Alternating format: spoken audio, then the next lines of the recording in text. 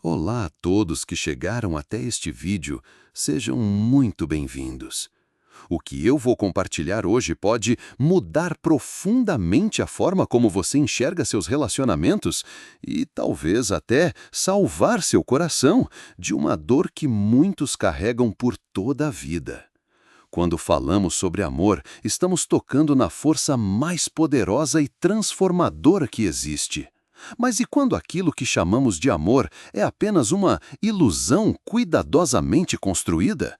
Uma máscara que esconde não o desejo de conexão genuína, mas uma fome insaciável por controle e admiração? Carl Jung, um dos maiores exploradores da alma humana, nos alertou sobre as sombras que habitam nossa psique, e o narcisismo é uma das mais perigosas e sedutoras. E não é por acaso que os ensinamentos de Jesus, em sua sabedoria atemporal, também nos sérios advertem sobre aqueles que vêm vestidos de cordeiros, mas por dentro são lobos devoradores. Hoje vamos mergulhar nas profundezas da psicologia junguiana e na sabedoria espiritual para desvendar por que nunca devemos chamar de amor aquilo que um narcisista nos oferece. Esta não é apenas uma análise psicológica, é um chamado para despertar, um convite para reconhecer seu verdadeiro valor e proteger a sacralidade do seu coração. O narcisismo, quando olhamos através das lentes da psicologia analítica de Jung, revela-se como muito mais que um simples traço de personalidade. É uma condição profunda da psique, onde a persona, a máscara social que todos usamos, fundiu-se completamente com o ego, criando uma identidade baseada inteiramente em reflexos e aparências. Jung observaria que o narcisista está aprisionado em seu próprio reflexo, como na lenda grega de Narciso, incapaz de ver além da superfície reluzente de sua autoimagem idealizada. Esta fixação no reflexo não é acidental. Representa uma ferida na formação da personalidade, um vazio interior tão doloroso que precisa ser constantemente preenchido com admiração externa. Quando um narcisista diz, sarcástico, "Eu te amo", o que realmente ressoa em seu interior é: "Eu amo como você me faz sentir importante. Eu amo como você reflete minha grandiosidade. Eu amo como posso controlar e moldar sua realidade."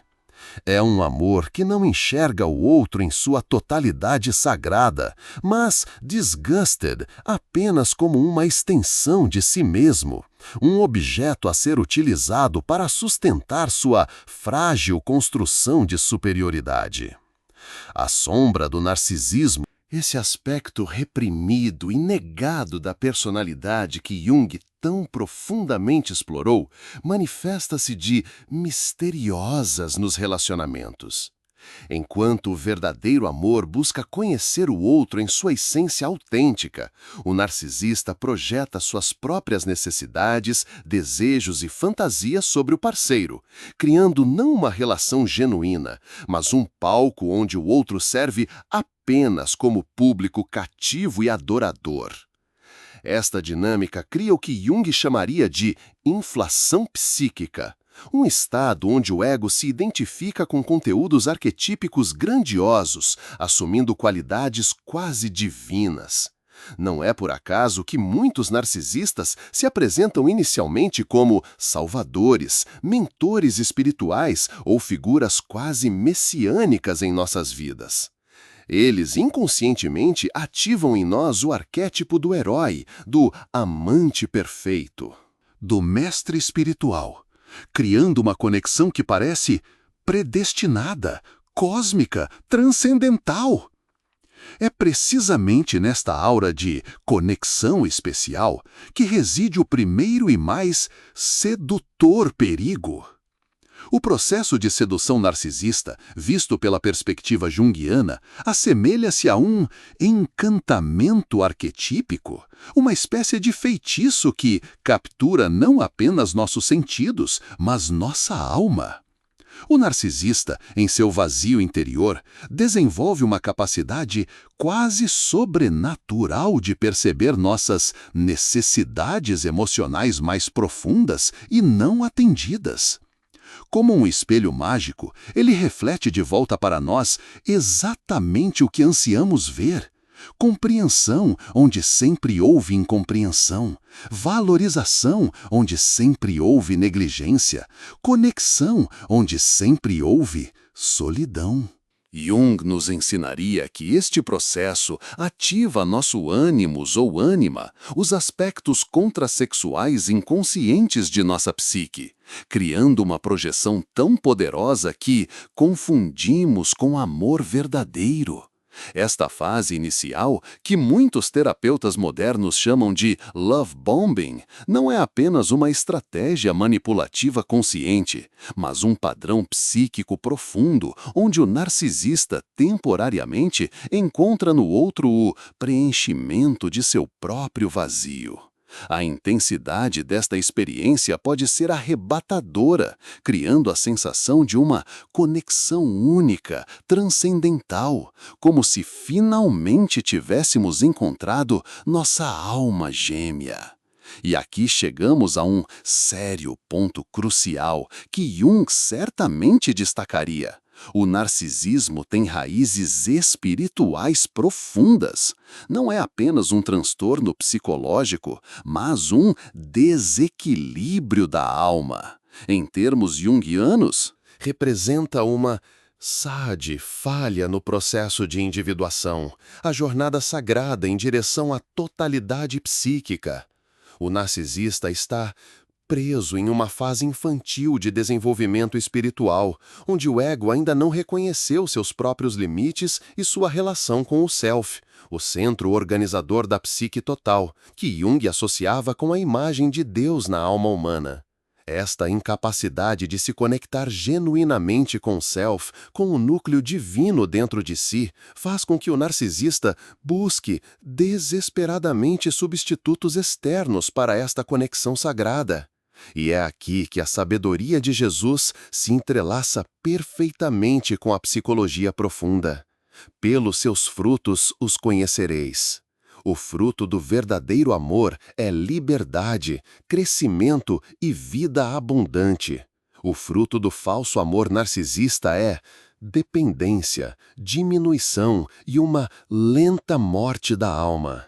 Jesus, em sua profunda compreensão da natureza humana, alertou-nos repetidamente sobre aqueles que usam máscaras de espiritualidade para satisfazer seus próprios desejos de poder e admiração. A fase inicial de idealização, tão característica dos relacionamentos com narcisistas, revela um padrão que Jung identificaria como a ativação de um complexo, um conjunto de memórias, pensamentos e emoções agrupados em torno de um tema central, carregado de energia psíquica.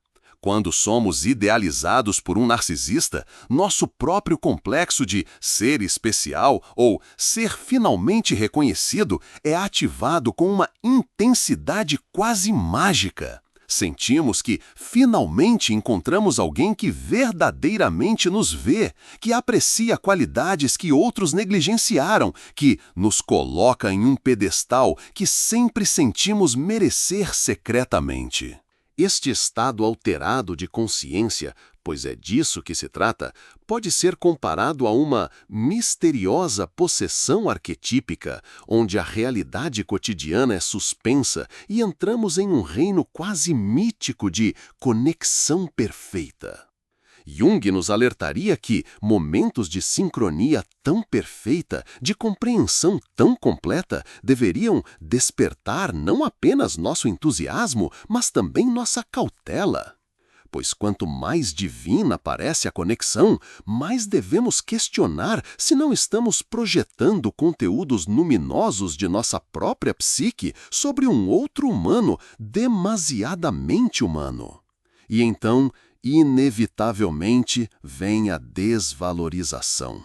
Um processo que Jung poderia descrever como a manifestação da sombra do narcisista. Após a fase de idealização, quando o outro já não consegue sustentar a projeção perfeita, quando pequenas imperfeições começam a surgir, como é natural em qualquer ser humano, o narcisista experimenta uma sade desilusão. O espelho mágico que refletia sua grandiosidade agora mostra rachaduras, e isto é intolerável para seu frágil ego. A raiva, o desprezo e a punição que se seguem não são apenas reações emocionais, mas tentativas desesperadas de restaurar o equilíbrio psíquico, de forçar o outro a voltar a ser o reflexo perfeito. Este ciclo de idealização e desvalorização, visto pela perspectiva junguiana, representa uma oscilação entre arquétipos, do amante perfeito ao inimigo traiçoeiro, da musa inspiradora à bruxa castradora, do discípulo devoto ao apóstata que deve ser punido. O narcisista, incapaz de integrar a complexidade humana real, transita entre estes extremos arquetípicos, arrastando consigo aqueles que confundiram esta montanha-russa emocional com amor verdadeiro. O que torna esta dinâmica particularmente devastadora é que o narcisista, em seu estado de inconsciência, projeta sua própria sombra, seus aspectos negados e reprimidos sobre o parceiro. Assim, suas próprias falhas, inseguranças e comportamentos tóxicos são constantemente atribuídos ao outro. Jung chamaria isto de projeção sombria, um dos mecanismos mais destrutivos nas relações humanas. Você é quem está sendo controlador. Sarcástico, diz o narcisista enquanto impõe regras rígidas sobre com quem você pode falar. Você é egoísta, afirma, enquanto exige que todas as suas necessidades sejam prioritárias. Você está distorcendo a realidade, insiste, enquanto reescreve sistematicamente a história do relacionamento. Este processo contínuo de projeção cria o que os psicólogos modernos chamam de gaslighting, uma forma de manipulação que faz a vítima fiofã questionar sua própria percepção, memória e sanidade. É uma erosão sistemática da confiança em si mesmo, que Jung reconheceria como um sério ataque à própria integridade da psique, a conexão sagrada com o self interior. A sabedoria de Jesus sobre os falsos profetas encontra aqui um confidente paralelo impressionante, quando ele advertiu sobre aqueles que vêm a vós vestidos como ovelhas, mas interiormente são lobos devoradores, estava descrevendo precisamente esta dinâmica de falsa aparência que esconde intenções predatórias.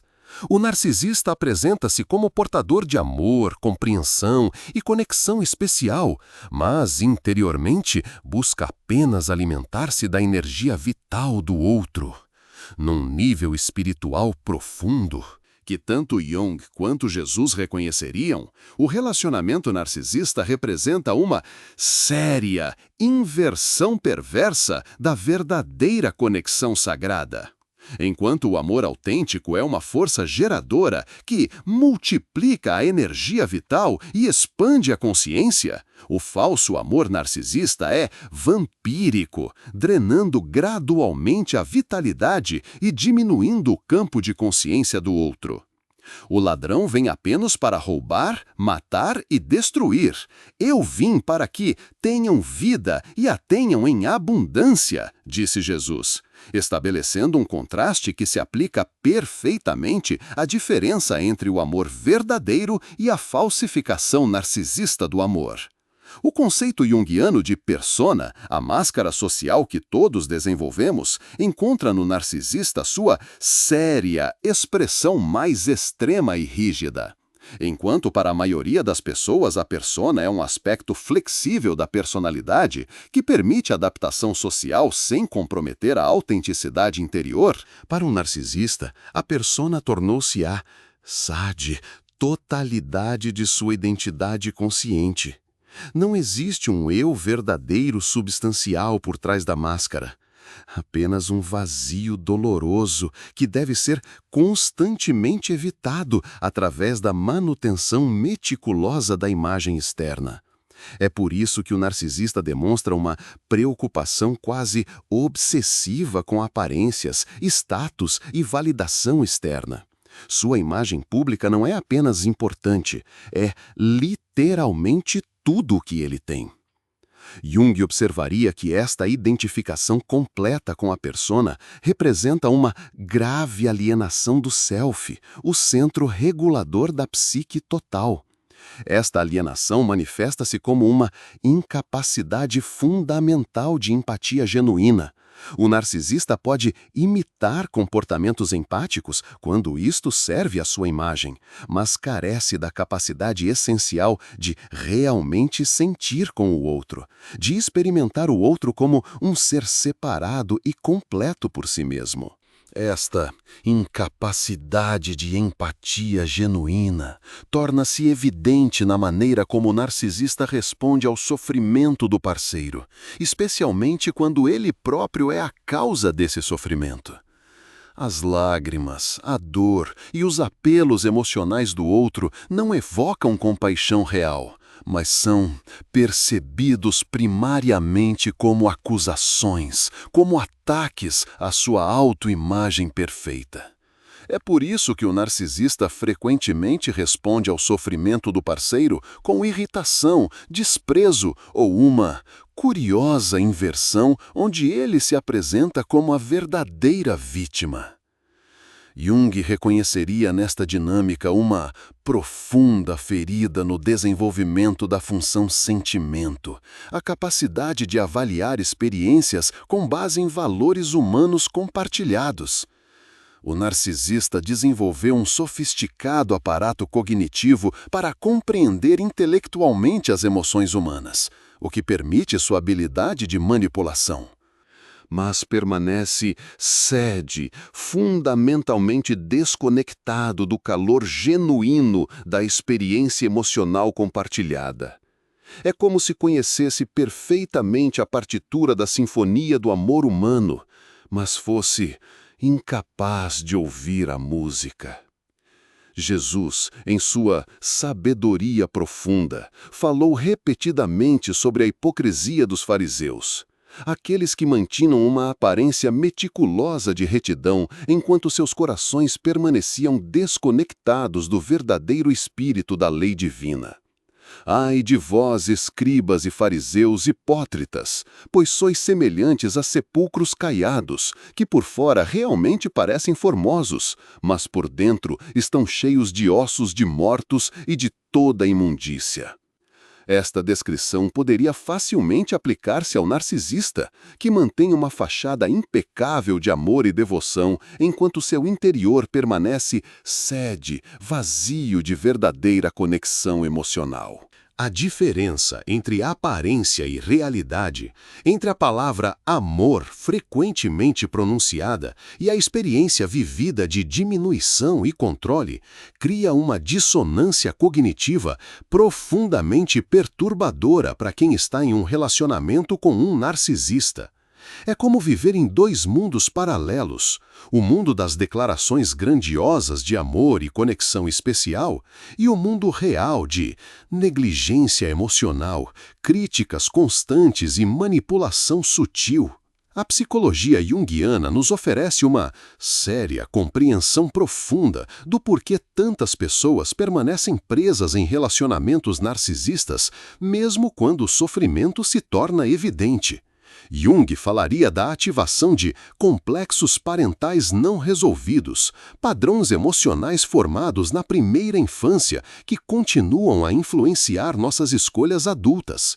Muitos que se envolvem com narcisistas cresceram em ambientes onde o amor estava condicionado ao desempenho, onde tiveram que suprimir suas próprias necessidades para manter a conexão com melancólicos cuidadores emocionalmente indisponíveis.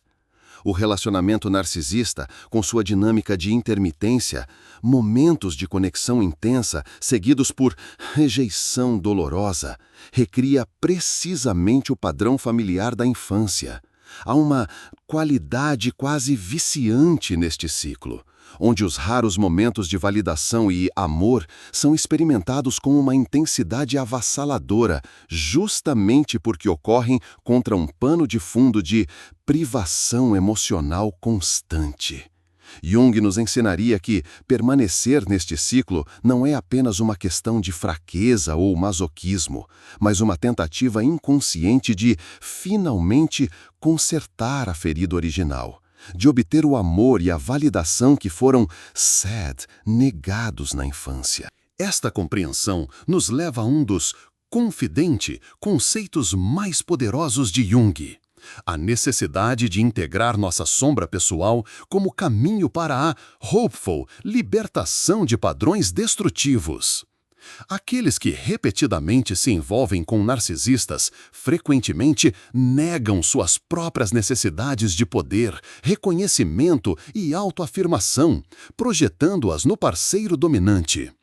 Parte do processo de cura envolve reconhecer e integrar estes aspectos negados de si mesmo.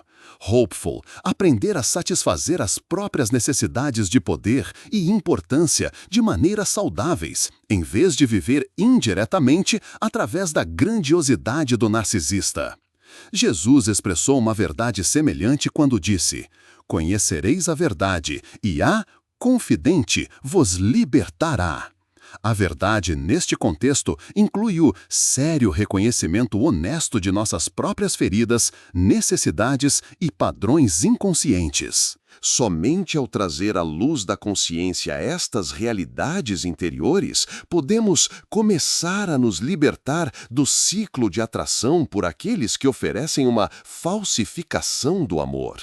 O processo de cura após um relacionamento narcisista é, em termos junguianos, nada menos que uma jornada de individuação, o caminho em direção à totalidade psíquica e à realização do self. Jung descreveria esta jornada como uma descida às profundezas, um encontro necessário com aspectos sombrios e dolorosos de nossa psique que foram ativados pelo relacionamento tóxico. Este processo frequentemente começa com o que os terapeutas modernos chamam de clareza cognitiva, a compreensão intelectual da dinâmica narcisista que esteve operando. Mas Jung nos lembraria que a verdadeira transformação requer mais que compreensão intelectual, exige um trabalho profundo com símbolos, sonhos e emoções. Uma reconexão com o corpo e com a sabedoria instintiva que foi sistematicamente desvalidada pelo narcisista.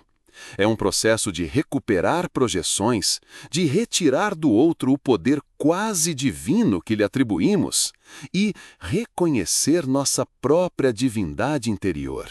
Nossa conexão direta com o self arquetípico que Jung associava com a imagem de Deus na alma humana. Jesus falou desta mesma verdade quando disse: "O reino de Deus está dentro de vós." O verdadeiro antídoto para o falso amor narcisista não é encontrar outro relacionamento rapidamente, mas restabelecer a conexão sagrada consigo mesmo, com sua própria alma, com a fonte divina de amor que reside em seu interior. É reconhecer que nenhum ser humano pode ou deve ser a fonte exclusiva de seu valor e sentido de existência. O narcisista prospera precisamente porque consegue posicionar-se como esta fonte exclusiva, como o único capaz de oferecer o amor e a validação que tão desesperadamente buscamos. A libertação vem quando reconhecemos que o amor verdadeiro nunca nos diminui, nunca nos isola, nunca exige que abandonemos partes essenciais de nós mesmos. Como Jung diria, o amor autêntico facilita o processo de individuação.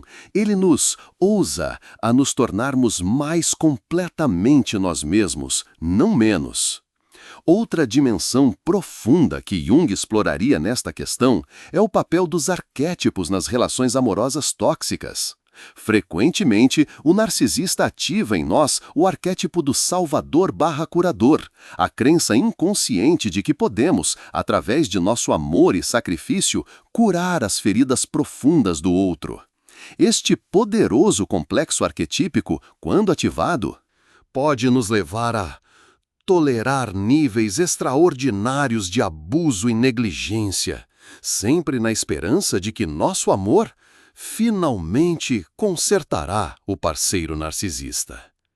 Jung nos alertaria sobre o perigo de identificação com este arquétipo. Quando confundimos nosso ego limitado com a energia transpessoal do curador divino, assumimos uma responsabilidade que não nos pertence e que inevitavelmente nos levará ao desgotamento e ao desespero.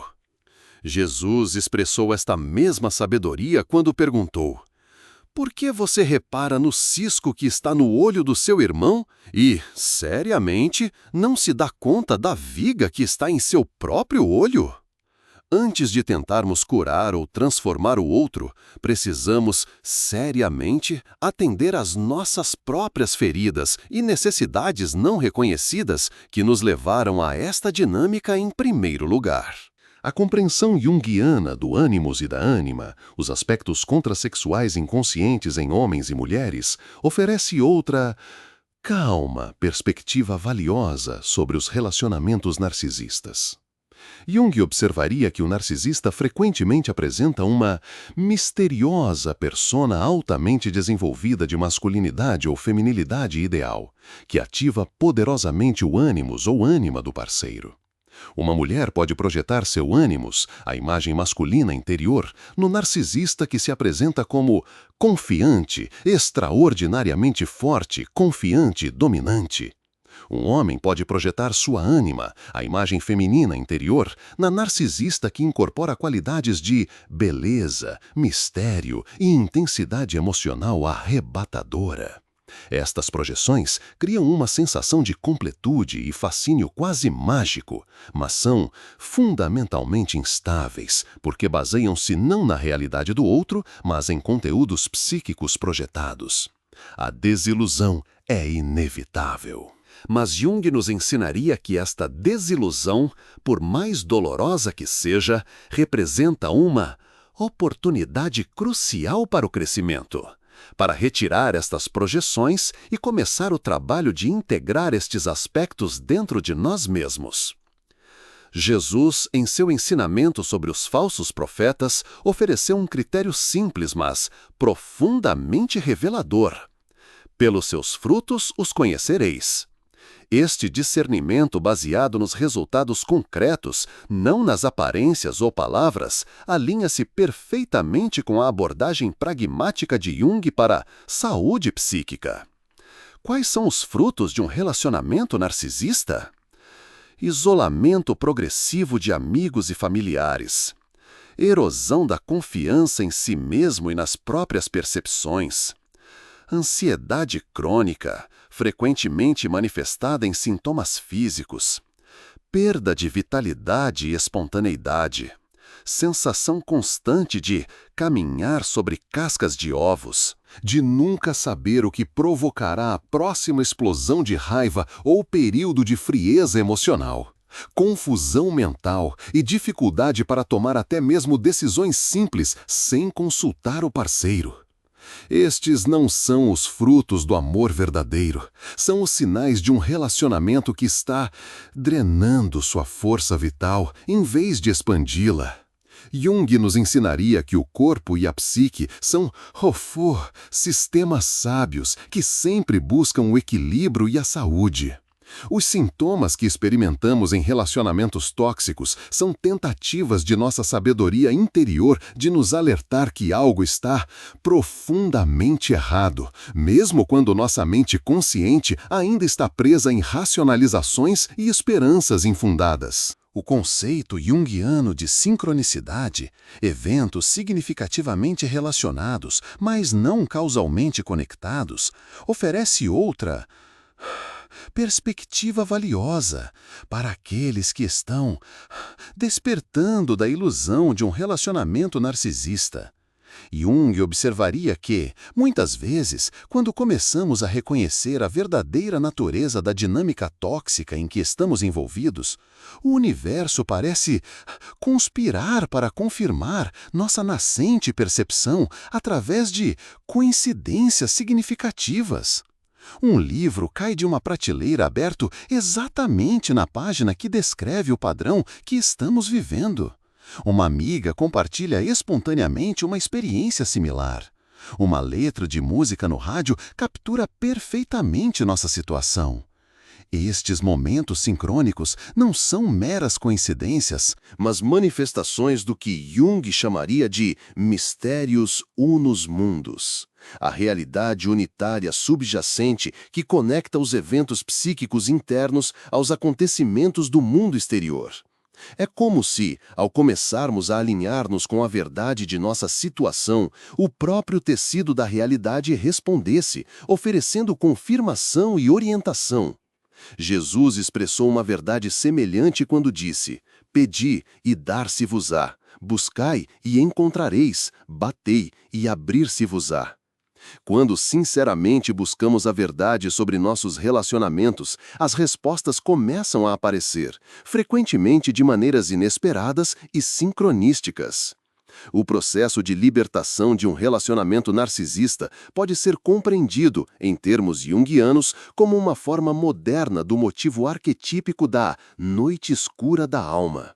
O período de profundo sofrimento e desorientação que precede o renascimento espiritual. Jung reconheceria que, dor de reconhecer que o que chamaram de amor foi, na verdade, uma forma sofisticada de abuso psicológico, representa uma crise espiritual profunda.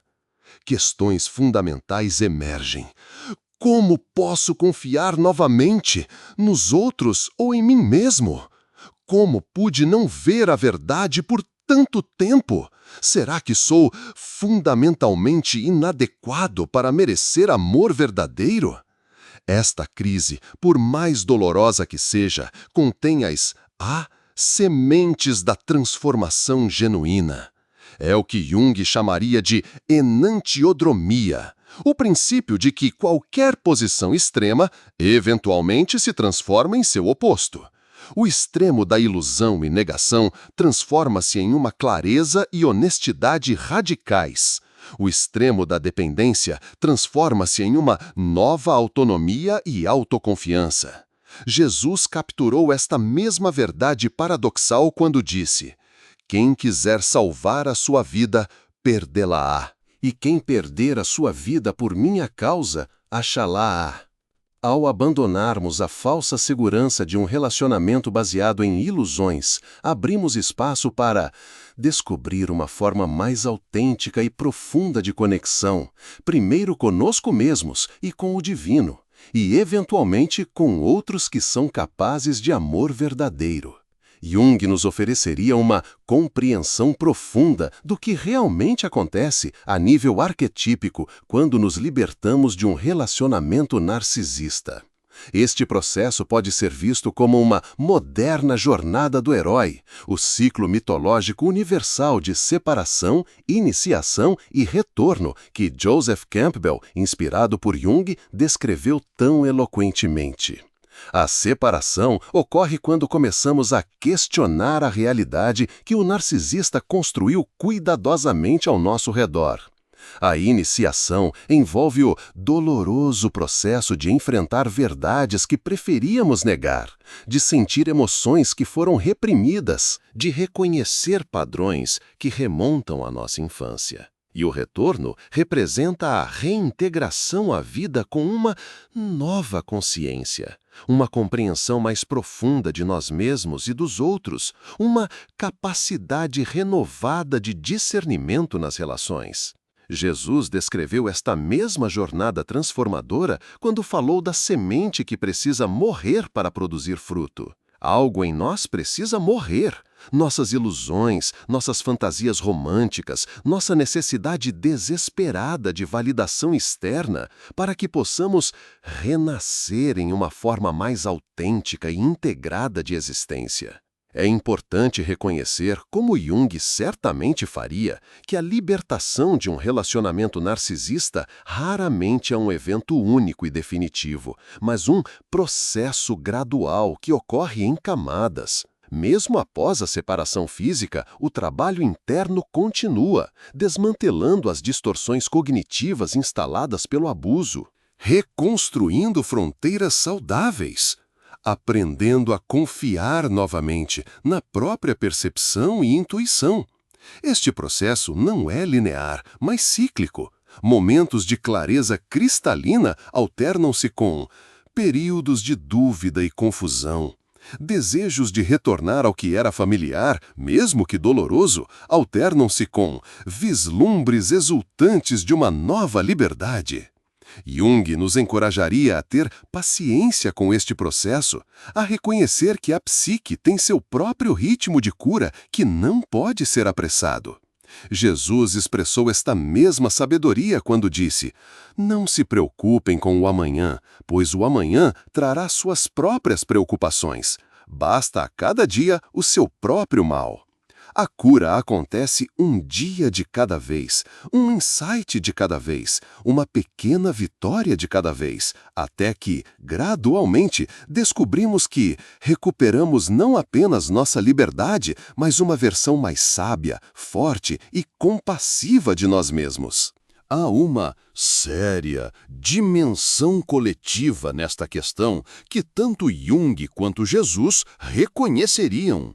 Vivemos em uma cultura que frequentemente desgosta, confunde amor com posse, que, sarcástico, romantiza o ciúme e o controle como provas de paixão, que promove imagens irrealistas de amor à primeira vista e conexões instantâneas que se alinham perfeitamente com as táticas iniciais do narcisista. Jung falaria de um inconsciente coletivo que necessita cura, padrões culturais profundamente enraizados que facilitam e normalizam relacionamentos baseados em poder e controle, em vez de respeito mútuo e crescimento compartilhado. Jesus confrontou diretamente as estruturas patriarcais de sua época, elevando o status das mulheres e desafiando noções prevalentes de hierarquia e dominação. Ambos nos convidariam a questionar não apenas nossos padrões pessoais, mas as narrativas culturais mais amplas que moldam nossas expectativas sobre amor e relacionamentos. Este questionamento é, em si mesmo, um ato de resistência espiritual, uma recusa em aceitar definições distorcidas de amor que servem para perpetuar ciclos de abuso e controle. O verdadeiro amor, visto através das lentes da psicologia junguiana, é um processo alquímico, uma transformação mútua, onde ambos os parceiros são catalisadores para o crescimento e individuação um do outro. Jung descreveria este processo como a conjunctio, a união sagrada dos opostos, que produz algo novo e transcendente. No amor autêntico, não buscamos alguém que simplesmente reflita nossa grandiosidade ou preencha nossos vazios, mas um parceiro que nos desafie a crescer, que honestamente reflita tanto nossas luzes quanto nossas sombras, que nos ajude a nos tornarmos mais completamente nós mesmos. Jesus expressou esta mesma verdade quando comparou o amor ao processo de podar uma videira, um ato que inicialmente parece doloroso, mas que, na verdade, facilita maior crescimento e frutificação. O amor verdadeiro não é apenas conforto e validação constantes. Inclui também o desafio honesto, o espelho verdadeiro, o convite contínuo para crescer além de nossas limitações atuais. Esta compreensão mais madura do amor está anos-luz distante da falsificação que o narcisista oferece, uma ilusão momentânea de perfeição seguida por uma longa descida à diminuição e ao controle. E assim chegamos a uma confidente central que tanto Jung quanto Jesus articularam: o discernimento espiritual, a capacidade de distinguir entre o autêntico e o falso, entre o amor verdadeiro e sua imitação narcisista, não é um luxo, mas uma necessidade vital para uma vida plena.